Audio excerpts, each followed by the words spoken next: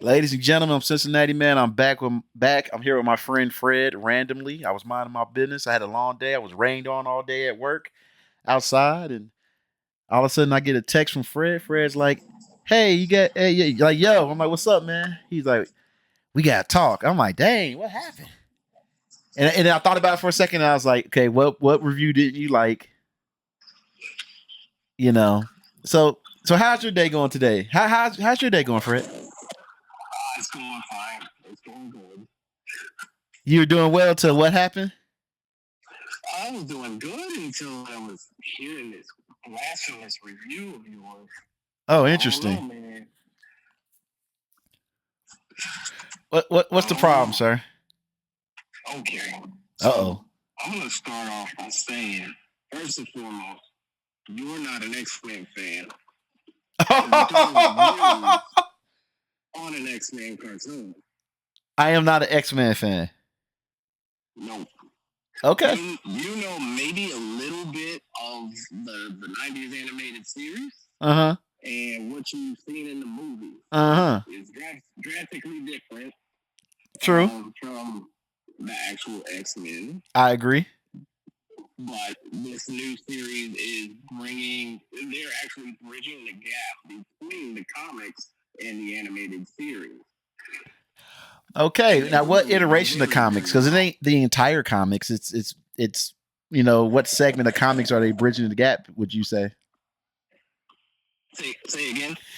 You said that they're bridging the gaps with the animated with the cartoon. I said what segment of comics are they bridging this gap? Because as we know, there's a vast history, so they take segments and sagas. Yeah. And these are the Chris Claremont books, specifically all the leading up to Uncanny X-Men. So this was back. I want to say this was back like in the '80s Uh huh. when these stories came out, Okay. and that's when these were all written. And back in the '80s, that's where these were new. This whole storyline and everything is new. So that's one thing I did want to point out was how you're saying, oh, they're writing it for today and everything. Like, oh, this looks like January the 6th. Yeah. No, Yes, I know. these I know they had riots in the comic books and everything. I know. I know.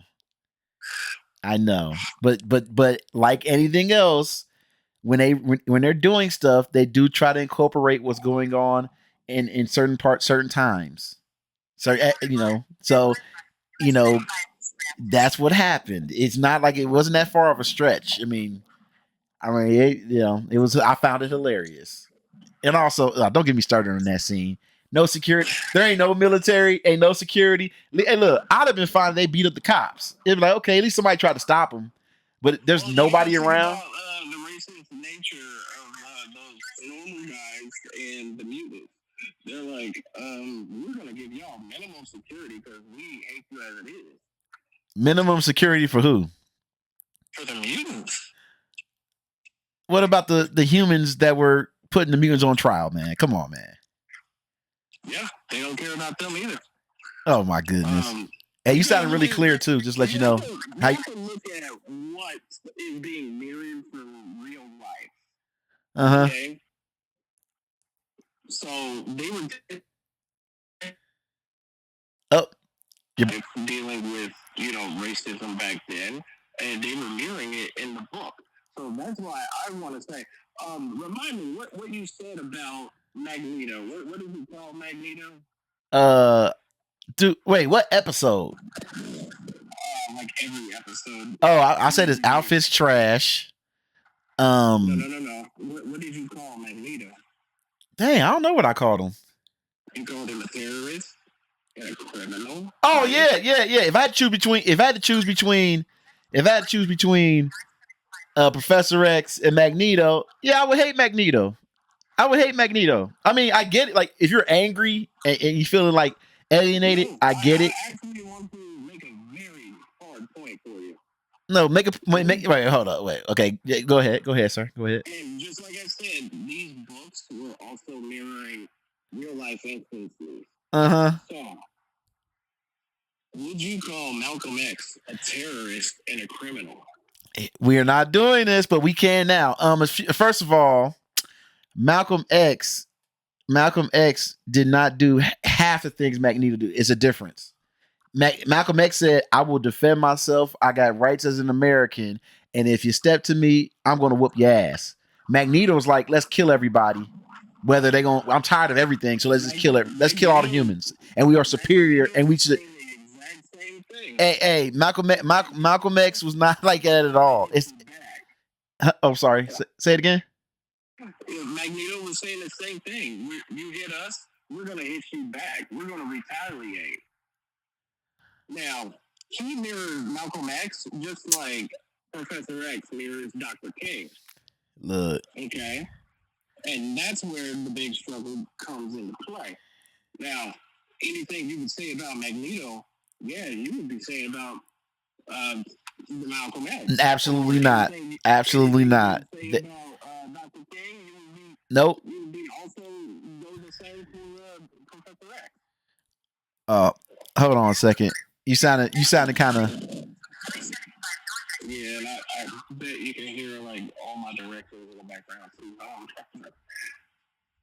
But yeah, they are not the same. Magneto does take it a bit more to the. Yeah, it's not. It's trust me, brother. I've had enough, and it's time for human extermination. Because never again. Because Magneto does have those levels to where he's like, all right, I'm going to tolerate you only so much, and we are going to defend ourselves. The thing I'm going to say... And then they really end up pissing him off, and he's like, all right, it's time for all the humans to die. And Malcolm didn't get to that point. He didn't care about white people, but he didn't go out his way to try to exterminate anybody. And actually, he his viewpoint changed over time, but he was nowhere near like Magneto. And and you know why people try to do that portrayal of him? Because we've been taught to think of him as the extreme of the extreme when he wasn't really as it was made out to be. That's why they have such a shining love for MLK. Because MLK wasn't like, "Hey, you hit me, I'll whoop your ass." Since he didn't say that, they're like, you know what? He worked with us a little bit more. F Malcolm. Let's stain his name and say that he's gonna kill us all like Magneto. It's like no. He was more militant, yes, but he was nowhere near there. Comics, you also have to realize, there is gonna be some exaggeration. And, you do have to paint a bad guy in order to have good guys. Yeah, no, I get that. Look, I get that, but yeah, exaggeration, dang. But okay, it is mirroring real life. And you got to see how their mindsets are geared very similarly to Dr. King and Malcolm X. It's Magneto being the big guy, and a comic book character, he is going to take it to the next extreme. But I just wanted to bring that point to light. And look, just so you can understand Magneto a bit better. Before he just did this turn in this series, he's a dirty, rotten criminal. He want to kill all human beings. He was always trying to take over. He's always blowing up stuff. So it's fine to call him that for what he did in the story. It was like, oh, he was bad. And it's fine. Like dang. What was another issue that you had with character? We can do characters if you want. And then we can, Because I have issue with you mocking them. Which one? With mocking everybody? But I mean, I'm trying to get you to understand Magneto because he is a Holocaust survivor. Yes. So, he's a Holocaust. So his extreme mentality, where it's just like, well, you normal motherfuckers gotta die. Yes. That's very just. Magneto was a Holocaust survivor that became Hitler for mutants. Yeah, you know what? Yeah, I wholeheartedly agree with you on that. Unfortunately. He was supremacist. But you really can't blame him for that. He is what the world made him. If you choose to let the world make you that way, my friend, as Charles Xavier would say. Oh, well, where's Charles now? He chilling in space with a baddie. But, I'm saying you're not a real X-Men fan, man. You know, that is hilarious. That is hilarious to say that I'm not one. I'm gonna give you a pop quiz. I don't need all that because I don't. No, and I'm gonna ask you, too.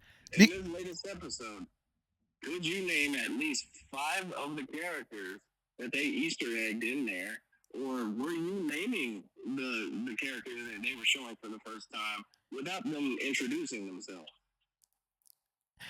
Yeah. Oh, we really gonna go there? You gonna tell me I don't know who Sebastian Shaw is? I don't know who the White Queen is. I don't know, or not. White. Her nickname's the White Queen. Emma Frost. Thank you, Emma Frost. The chick that Charles Xavier used to be in love with, start with an M. Moya McTaggart. You gonna tell me I don't know Banshee? Let's go. Don't you sit here and act like I don't know who Banshee is. Okay. He had the cool ass yell that would get him killed. He on any stealth mission. He gone. Okay, well, what about the other mutants? I just named 4, and I saw the Morlocks. I saw Toad. They was already in other episodes. They weren't hidden. I saw Nightcrawler. I saw the leader of the Morlocks. She dead. Whatever her name is. So yeah, I don't know if she was dead or dying. I couldn't tell because her eyes went Her eyes were kind of focusing and not focusing. Yeah. So it was left up to speculation. Really. But see, this is the thing about what I love about comic book people. Comic book people would try to get in somebody's ass like you didn't have a pull file. It's like, well, I didn't go that far. I just said narratively what I'm watching, I didn't connect with. Just like there's plenty of stories in the comics that they did in the comics that didn't connect with the audience. The myth when people say it's in the comics is that it worked every time in the comics. Now we get in this thing where people say, well, it was in the comics. I liked it, so it was in the comics. It's like, no, okay, it was cool for you. But, the thing about 97, it's very interesting. They took like a giant step back. Charles is gone, but you think after they bridged all these different mutants, after they bridged all these different experiences, I thought they would have been in a somewhat better place. Look, here it is. Look, to have more than one student than Roberto. I thought they would have some missions besides, like they had that mission with like finding the random Sentinel parts, and then they did the GENOSHA thing, and then we had an episode dealing with Sinister, and then a little bit. I just was really surprised that it's kind of. I thought we would have more things to do. It's interesting. I don't know, but go ahead with your more complaints, sir. So yeah, you thought they were in a better place, and well, that a better place, better. Yeah, a better place. That's kind of a testament of okay, Charles was working so hard and reaching for human and mutant cohabitation, and you see only how far he's gotten, which wasn't very far. Like, yeah, he got the humans to tolerate them somewhat, but just like the guy said, fuck, what was his name? Not Trask, but Gyrick. Yeah, just like Gyrick said, it was like you guys are in vogue. Uh-huh. Look at my mutant friend. Like, you guys are in style right now. Hey, talk a little bit louder. You're doing pretty good. Talk a little bit louder. Okay. But to have, just for the normal person to say, hey, I have a mutant friend, like that's in vogue. So yeah, Charles wasn't making very much progress, and that's what they're kind of pointing out now with Magneto's leadership. And this is also why, in like what you said in your last review, like the bad guys in the mutant population, they're real quiet. There's no other bad guys.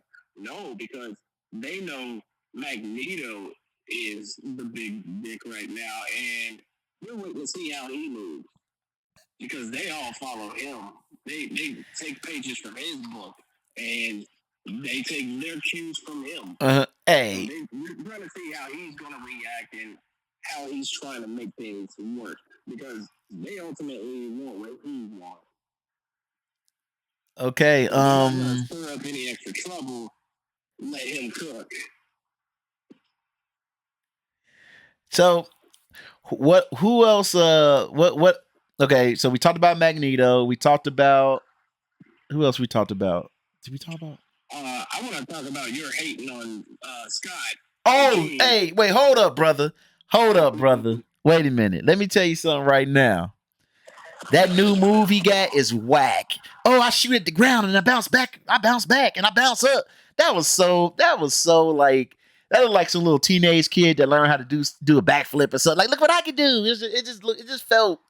It felt so just adolescent. It was weird. Also, I'm tired of this fake headlines. He finally get his respect. He didn't get none in episode 5. They got in his ass in episode 5, and he was an emotional wreck, and nobody cared. He lost his son. Not one damn X-Men actually cared. Not even Jean. No. I want to point out what you said in your last review for this latest episode. How you're like, oh, he's cheating on Jean and Madelyne. No, if you watched it correctly, he's shooting on what?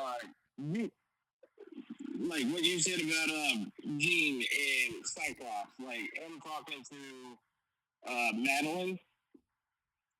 Yeah. Okay. Yeah. If you watched it correctly, you didn't know that he was not talking to Jean until Jean intervened. You thought he was talking to Jean. Everybody should have thought he was talking to Jean. Why should they? No. My issue was they painted it until you realize, oh shoot, Jean just broke up this. Oh, that was Madelyne. Oh shit. No, what was wild about it was they always said as long as here this look, as long as Jean ain't as long as they always got some kind of permanent psychic link, and then when she came back, yeah, I ain't using my psychic link. I thought it was permanent. I thought it was one of those things that you can't really, because they so in love, you can't really break it. And now it's just like, oh, my psychic link, I haven't used it in a month. It's like, really, and you wonder why this dude's an emotional wreck, and y'all ain't close because y'all ain't talking, and you ain't using your psychic link, that unbreakable link that you always in each other's minds and stuff. And she's always like, you know what that psychic thing with her is, with her and Scott, it's like Superman's equivalent and how you can hear everybody's heartbeat. Every time Superman knows where like his mom's at or Lois is at, right? That's where that psychic link is. So the idea of her being like, I didn't know somebody else was in your head. Really? You slipping, Jean. Well, yeah. I mean, you got to look at Cyclops' point of view. Like, look at him. Imagine him like a Bluetooth headset, okay? And he's paired up with one, but he is now paired up with another one. And maybe the Bluetooth really gets confused, doesn't know who it's supposed to be paired up to. That's Scott's problem right now. It's like he's got these two chicks in his head, and they have the same psychic imprint. He don't know who he's talking to half the time. And he had a baby with one of them. So yeah, Cyclops is a mental mess right now. And I love how they're doing this in the animation because this storyline in particular with like Madelyne Pryor and everything, it took the comics a span of a whole 2 years. Like for 2 years, the readers thought that Madelyne Pryor was Jean Grey until the Fantastic Four found the real Jean Grey in a cocoon that came from the moon. Like, you know, a whole year and a half later. And that's where Cyclops really had his dilemma. Like, do I walk out on my baby mama to go to my original girlfriend, wife? I don't know. And then they made it look. And then he actually did. He walked out on who he thought was his wife and his child. He walked out on him. Hey, it was real easy, especially when Madelyne went evil.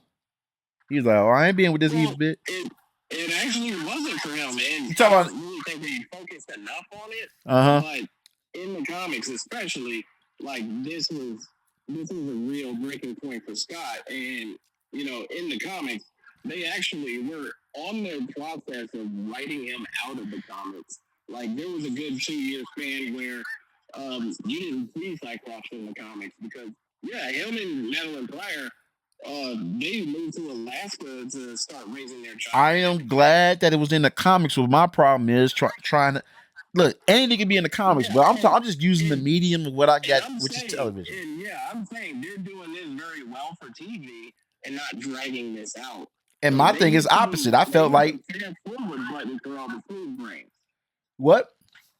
They hit the fast forward button for all the smooth brains and everybody with low attention span, i.e., Simon's son.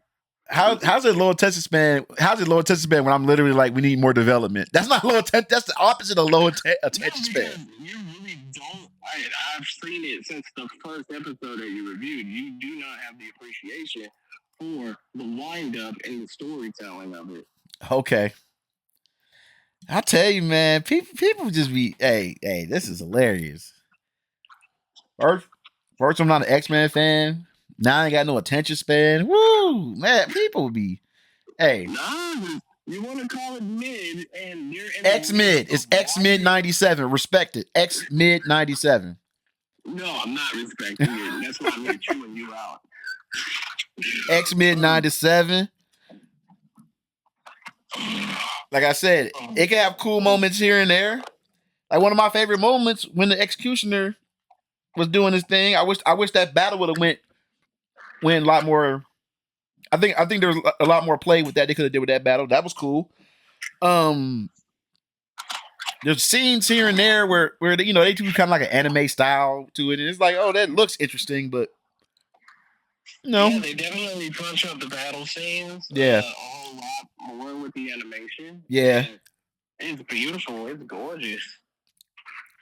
I feel like I definitely appreciate how they're giving us something new animation techniques, but they're still keeping the style in the vein of the 90s cartoon. So it's something that's new, but it still is very familiar. I guess. I don't know. Like, how would you feel if they came out with brand new character designs and everything? You'd be like, why are they calling this X-Men 97? Everything's brand new. No. Everything's just a little touched up, but it's still familiar enough that you can still say this is, picking up from the 90s. You know, I on purpose, I keep saying this almost every episode. I didn't look at the 90s thing. I didn't want to because I knew they were going to change it just enough. Just like that bullshit where Magneto was like, I didn't know y'all want me to be a leader. You always a leader. Shut up. You always leading GENOSHA. This idea like, oh, I didn't know I was supposed to lead. Whatever. That part where Storm was like, she didn't know that Forge was in the government. Stop. That was in the original. Like they're doing these little things. It's like, oh, that doesn't exist. Yeah, they're kind of retconning something. And that's that part really didn't make sense because she actually helped fight them back in the original. Yeah, and it's like my thing is this: it is not a one-on-one. It's not connected one-on-one. It's more of It's more like a interpretation of that error. It's not like the way they trying to portray it, and that's what annoyed me because it was like, wait a minute, it's nothing like how y'all gonna skip major stuff like that? Wait a minute, and also I'm gonna say it again. I don't like how they treat. I don't like that whole thing where Gambit don't man up. Y'all been together. You've been with her for years. You ain't getting man up and talk to her like you're rogue. Look, what's going on? Like, look, and even you want to say, hey, Magneto powerful, and he don't want to throw hands on him. That's fine. Just go talk to Rogue. Like, yo, Rogue, what's going on here? And he just slunts over. Like they did, man up. I mean, yeah, you could say telling the man up, but you can see he doesn't want to go toe to toe with Magneto. Magneto's a 10, Gambit's a 5. I'm sorry, Gambit doesn't want that smoke because he's too smart for that. No, but look. I ain't say fight. See, that's the thing. I'm not saying fight. I'm saying like, yo, what's going on here? And if they want to do that, I'll leave. But I ain't gonna be. You ain't gonna do that. Nah. He went out like a. Setting yourself up for your feelings to get hurt. You said what? You're gonna get an answer that you probably don't want to hear. Yep, and it's his fault he dead. Gambit killed himself. Gambit was probably gonna die anyway. He should have left. It was gonna be him. It was gonna be Rogue, and he ended up saving Rogue.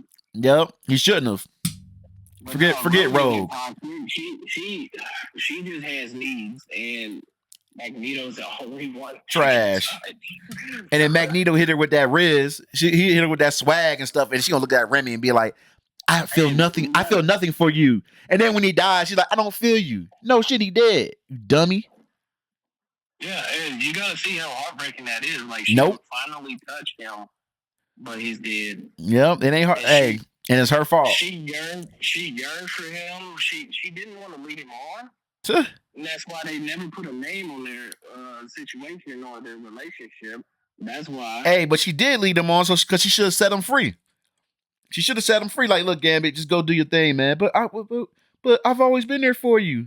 And then as soon as some dude she can touch, first dude she can touch, the terrorist, evil mutant leader, she goes to him immediately. And hey, he's got one thing that nobody else has, and that's skin-to-skin contact. Where and then she cannot turn her mutant powers off. That's the most heartbreaking thing about Rogue is she can't turn those powers off. And then her toxic ass at the last minute be like, "No, Magneto, I don't want to be with you. You got dressed in that gown. You made a big spectacle. Oh yeah, wait. I'm done with the Rogue thing. I gotta mention this. I forgot to mention this in my review. That dance sequence they did in there, that was some disgusting shit. That shit looked like it's about to turn into the orgy scene in the Matrix. I kind of agree with you on that. I was like, that's one hell of an entrance. That's one hell of a dress.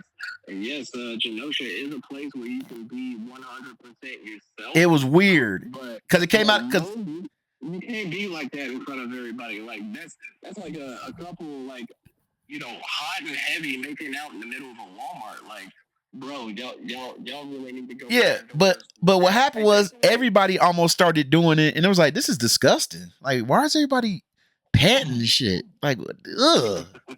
Like, no, we're not doing that Matrix. That was weird in the Matrix when it happened. Remember? Yeah, it was. I will never forget the rest of my life. Everybody's dancing, all of a sudden everybody starts having sex. I'm like, that's why. And then years later, I was like, oh, okay. The Wachowski sisters now, that used to be the brothers, was into some freaky stuff. But I do want to point out what you said about Genosha being trash. Like, no, Genosha ain't trash. That is a haven for mutants to go to. And guess what? Not all mutants are level 5 and up. There are level 2 and 3. You stop with this level stuff. If you don't stop with this level stuff, you might as well say, hey, not everybody's Omega level. Stop with the level stuff. Easy. Look. You telling me out of that? How many? Look. You about to make me Google the population of a Genosha, but I can't do it because now the population is probably like 500 people. Yeah. And you telling me? Let's pretend Genosha even had 20,000. You telling me you can't got 1,000 people with the stick, with the Glock, with the AK, with the bazooka? You telling me a flamethrower? You telling me a laser? Not all mutant powers are going to be off. I know that, but there ain't no way. It ain't no way you're gonna ever have me believe that only Sebastian, the Morlock leader, Emma, and then the remaining X-Men only had the powers to try to fight back. Ain't no way. Look at them. They didn't even get a chance to throw a punch. Like Sebastian and Emma, they were down with the first explosion. Yes, it was written so poorly. They could have showed the fight. It's just off panel. You look over, they laid out. It's like, what happened to them? They tried to fight and they can't fight. So look. So we're gonna have to use the most powerful people we get. Gambit and they can't fight 500 Sentinels. That mission should have been an escape mission, and they want to turn it into, oh, we gonna fight for this. Nah, you gotta go. There's 500. Oh, and F cable. Cable was at the front gate having to climb 700 steps. I don't know. I think Cable did kind of drop the ball. Because how are you going to come and warn people like seconds before the attack? Like, hey, give them a solid 2 or 3 hours, bro. He literally was like, and he did a psychic link and was like, Ma, cut the music. Mommy. Yeah. He could have did the Stewie. Like, where is Genosha's army? I need answers. Like, how you gonna come from the future too late to warn everybody, though? Now, yeah, that's the only thing I'm clowning Cable about, really. But at the same time, yes, when we're talking about defending Genosha, yeah, a lot of people probably fought off the camera and they lost. But not everybody on Genosha is going to be an offensive defender. Like, yeah, there are some powerful mutants on Genosha, but that's why they're there, because most of them don't know how to use their powers. And they are taking more than they are taking. They got you. I refuse to believe you ain't even got, like, look, all these random crazy ass mutants around. You ain't got no Aquaman mutant. You ain't got you ain't got no Red Tornado mutant. In the episode making the ice cream, what do you think? He's gonna make a little ice cream sandwich for a Sentinel, and the Sentinel's gonna be like, all right. Nobody talking about him. Nobody talking about him. Nobody talking about wait a minute. That guy got off at the very beginning. You know why Magneto died? You know why Magneto died, right? You know why he died? That thing was giving him a major ass beat. Who was touching him? For a solid 2 minutes. Who was touching him when he was? Who was touching him? That he's protected. Leech wasn't touching him. Yes, he was. Leech wouldn't use his powers against him. It's Leech's fault. Little ass Leech. You want to blame little Leech? Yep. Don't touch me. I'm trying to save your life. You drain energy. Don't he drain energy?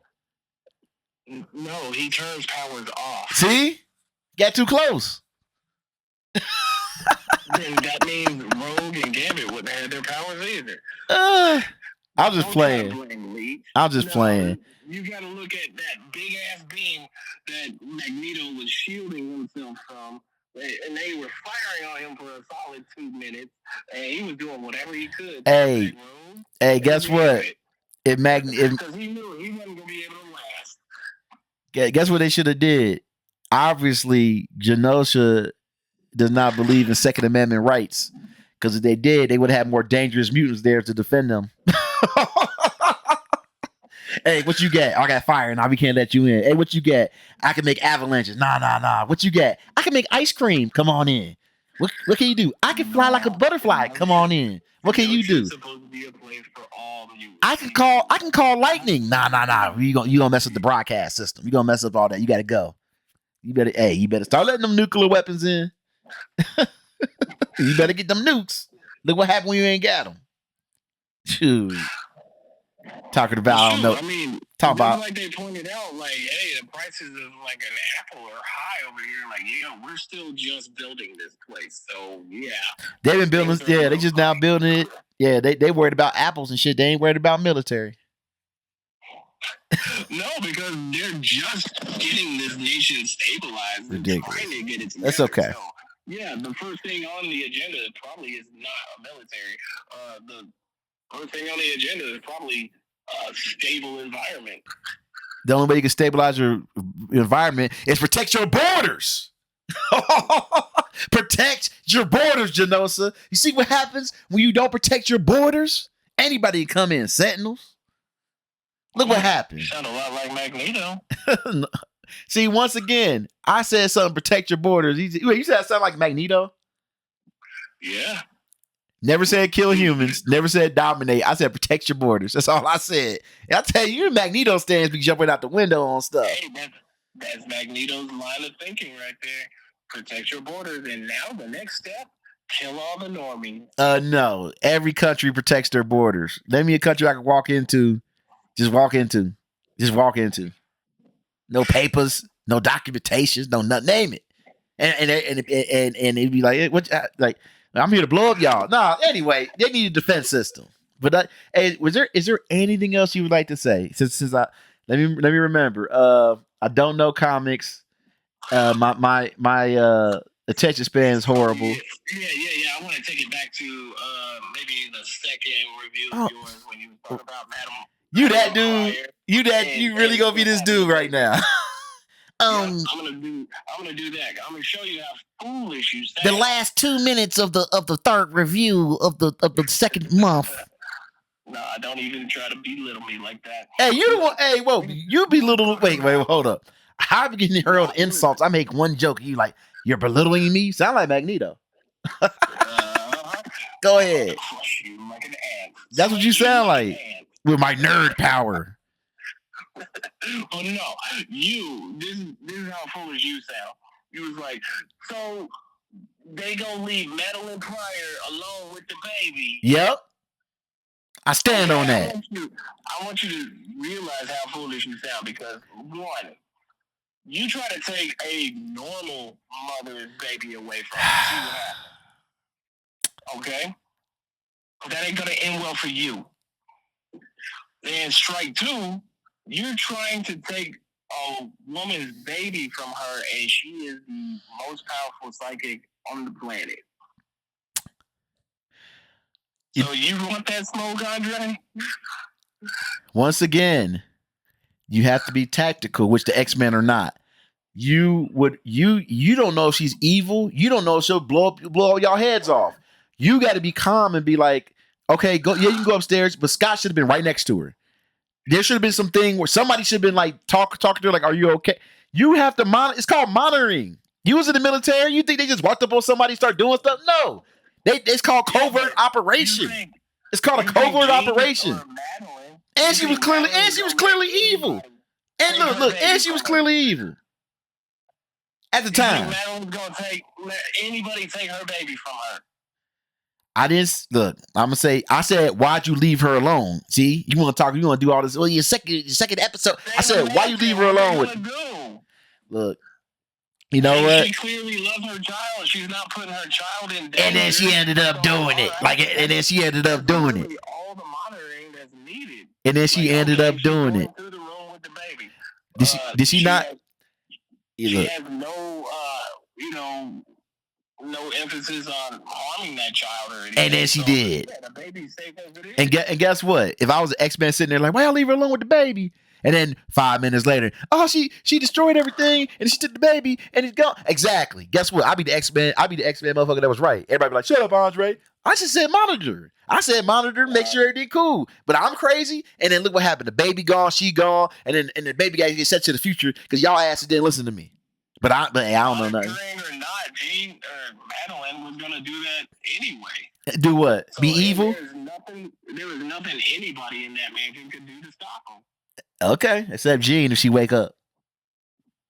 Yeah, except for Jean. And Jean was out of commission. You are hilarious.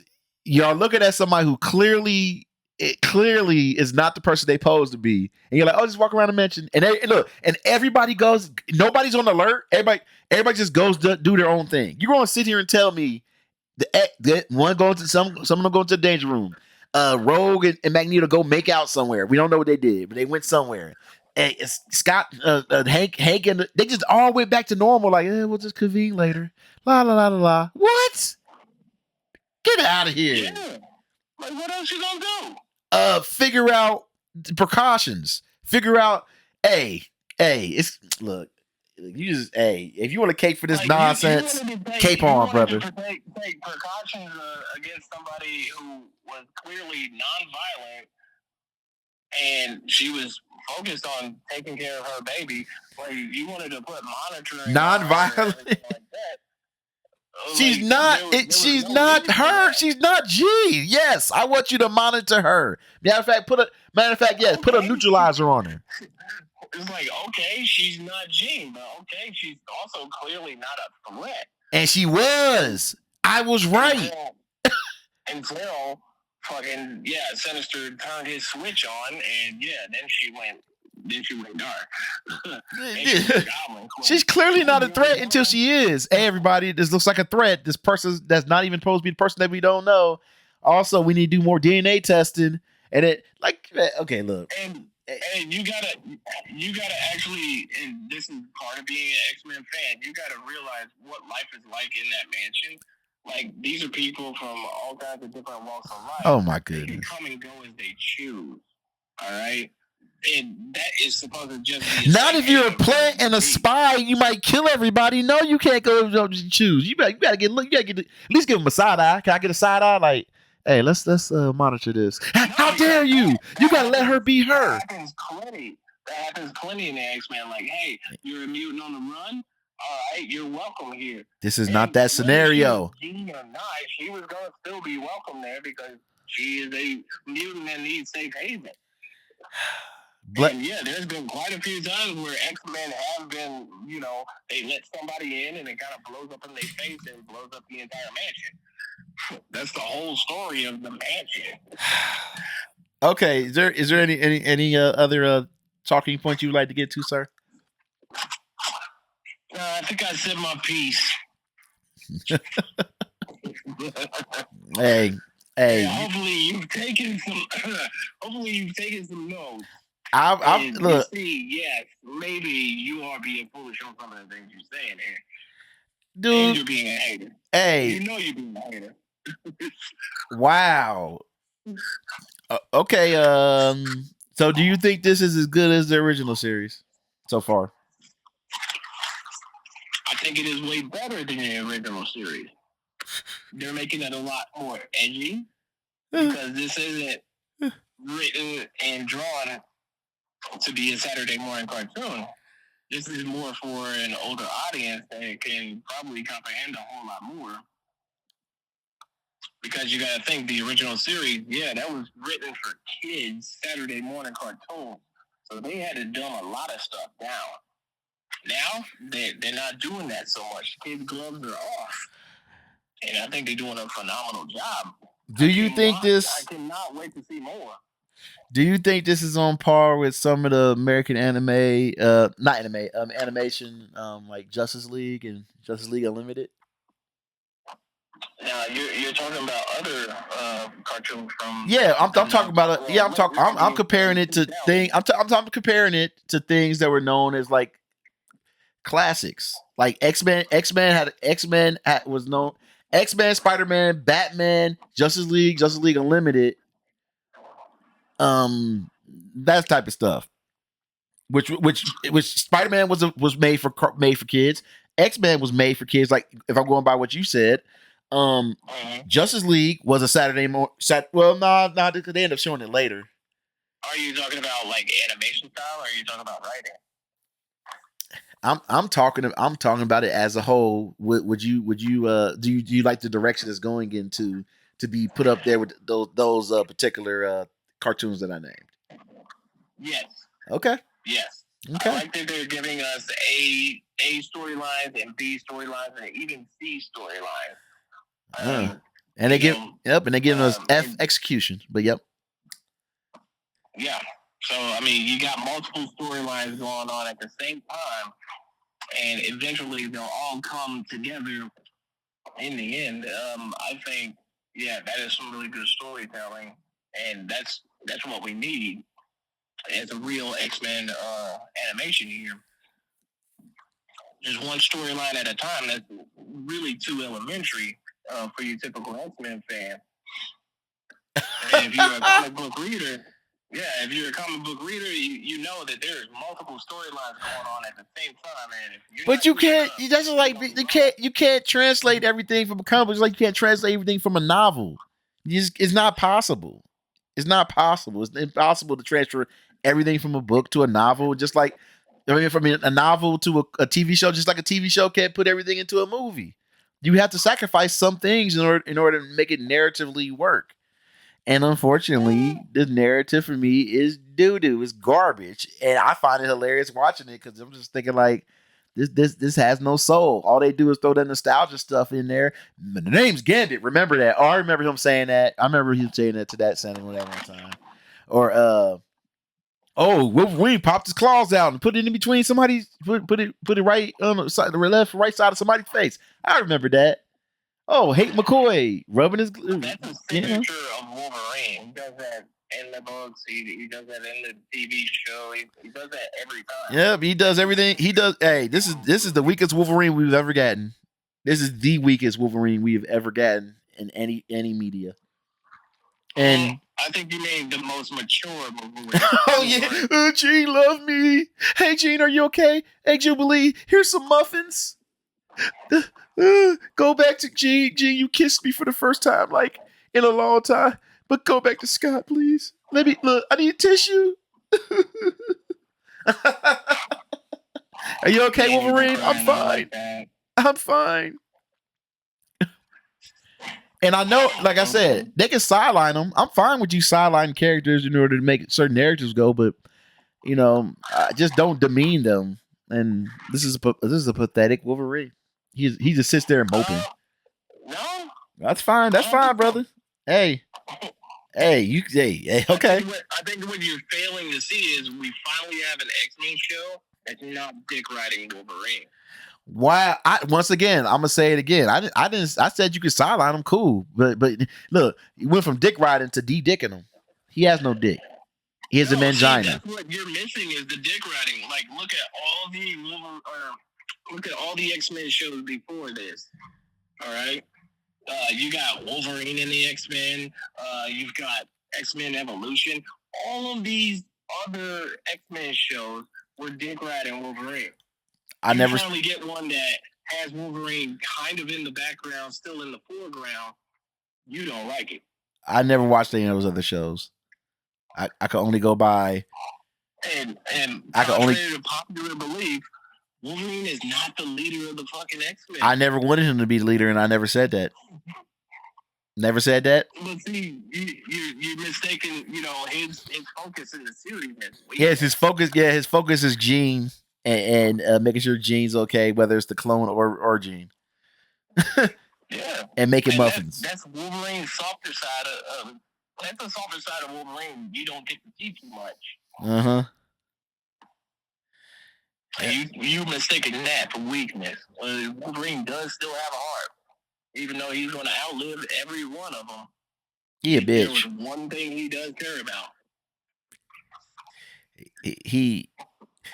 Hey, I'm totally fine with people having a disagreement. I ain't like, you know what's funny? I'm keeping all my insults towards the writing and everything. Instead, my friends keep all the insults toward me. I love it. My friends insult me right and left. I'm like, have I done any tax? Like, no, I just said I didn't like the rating here. I think narratively the characters do this. And motherfuckers calling me dumb, stupid. You don't know what you're talking about. You can't read, you can't write. I'm like, dang. So I'm not the only one? I'll tell you this. You're not the only one that's wrong. Mm. You're not the only one that's wrong. Hey, you know what's funny? Sometimes I don't know about some of y'all, man. I think y'all just taking what y'all could get. Yeah, y'all like, it's almost good. It's almost sort of kind of there. And that's fine. That's fine. Hey, I am enjoying the ridiculousness of this show. And I am enjoying the overhypedness of this show. 9 out of 10. Oh my goodness. It's like, okay, hey, y'all can have it. When the hype dies down and things get a little clearer, it won't be talked about. The event itself will be talked about like, yeah, they did it. But the actual it's like, well, it wasn't, but it was a cool moment because they did it. It's like, well, was it actually really good? Well, now I look back, not really, but I tell you, they gonna insult me talking about the con. Look, I always say this, and I'm gonna wrap it up with this, unless you have something else to say. The way I see it is, I am a mixed media person when it comes to comics, comic book interpretation. I watched the movies, I watched some cartoons, and I read some versions of the comic books. I'm a mixed media, which a lot of people don't actually say. It's either you watch nothing but the cartoons, or you watch nothing but the movies, or you just read nothing but the comics. No, I'm mixed media. Like that's how I grew up watching it. I would take a little segment, watch it, and the segments I watched weren't the best. I mean, the segments I read weren't even the best segments. They were cool to look at. Like one that looks bad when you look back at it, but was cool in moments of it. but it was way too much going on. Was the Onslaught saga in the comics? It was way too many comics. Oh boy, yeah. It was way too many comics. That was part of the dark times in Marvel. They were on the edge of bankruptcy. Like you don't even want to look at Spider-Man maximum clonage. Oh my god. Yeah, I read a little bit of it. At the same time. It was too much. I read a little bit of it. I read Age of Apocalypse, the main continuity, not all the spinoffs and stuff, but the main book of it or whatever. That was cool. That was a cool alternative thing. I read the Fatal Attraction. I read parts of Executioner song, which was all confusing. So this idea of being like, I tell you, man, you comic book people try to press me, be like, yo, no, shit. I'm like, I know about it. I'm just saying that narratively, this particular show, how their interpretation is trash in comparison to the different versions of stuff I've seen. Not when I was naming that other stuff, I was talking about how it was fun to look at, but it was like, yeah, this thing has no soul. I don't care. Hey, look, you can defend Storm all you want, but Storm was a dummy. I'm gonna jump in front of a bullet. You got wind, you got water, you got lightning. You gonna jump in front of a bullet. That's being a little overconfident with your powers. No, that's being a little bit confident. Look, hey, that was being a little bit overconfident with her thinking she's bulletproof. Complex and a hero complex. So she knows she can at times be overconfident with her powers and a little reckless with her powers. So yeah, jumping in front of a bullet was probably the better choice for her. No, it wasn't. Are you serious? She was standing right next to Eric. No, she wasn't. She had to fly down. She was 50 feet up. Look, you act like she was a whole room away from him. No, she was. I didn't say they was in the same room. It wasn't no whole room. See, look, now you putting work. Now you putting okay, brother. I dare you to watch your review again when you was talking about that. You were like, she was 50 feet away from. No, she was maybe 5 feet away from. She was not 5 feet. Well, she wasn't 50. Okay, 45. Oh my god! But yeah, we done, man. Look, we done. We went way too long with this. It's approaching 52 minutes. This is way too long, and it sucks too because I'm gonna do some heavy editing because you sound louder like the last 20 minutes. Yeah, it's because I stopped. I'm at this. Yeah, so I gotta go to work. But yeah, man, hey, I'm glad you got it off your chest. I mean, hey, some people just want to be wrong in life, and it's fine. I accept you being wrong. You gonna look back at this and be like, why'd I say all that stuff about it? I'm like, I know. Look. Hey, I'll take my old X-Men over these new X-Men, but my old X-Men whoop these X-Men's ass.